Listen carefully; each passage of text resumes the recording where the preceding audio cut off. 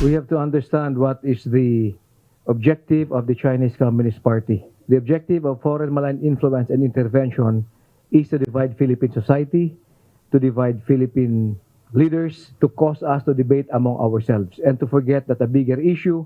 Habang abala ang publiko sa pagtatalo-talo at ang mga leader ng bansa ay nagbabangayan ukol sa hangganan ng teritoryo ng West Philippine Sea, natatabunan ng tunay na issue ang iligal na presensya ng mga Chino sa exclusive economic zone ng Pilipinas, ang pambubuli sa mga barko ng Pilipinas at sa ating mga mangingisda at ang pagpapakalat ng maling naratibo.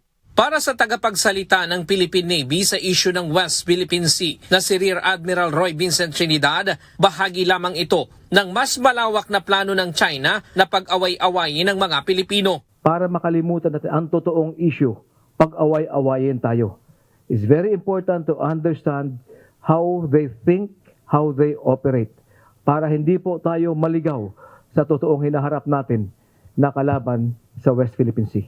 Sumagot din ang AFP sa pahayag ng isang senador na i-give up na lamang ang Kalayaan Island Group na wala naman anya sa ating EEZ.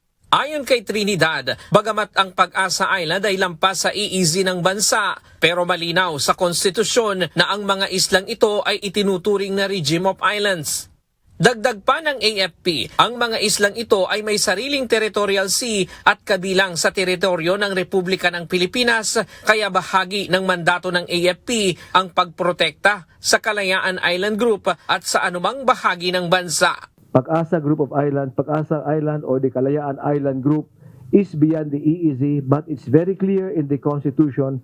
These islands are treated as a regime of islands. They are high tide elevations, they generate a territorial sea.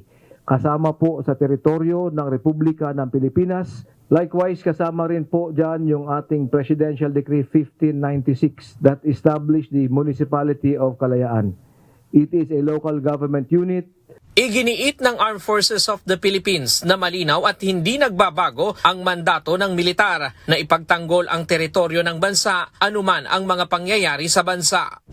Hindi rin anya naaapektuhan ang moral ng mga sundalo ng mga isyu sa politika dahil sapat ang kanilang katatagan at malinaw ang kanilang misyon, ang siguruhin at ipagtanggol ang teritoryo ng Pilipinas.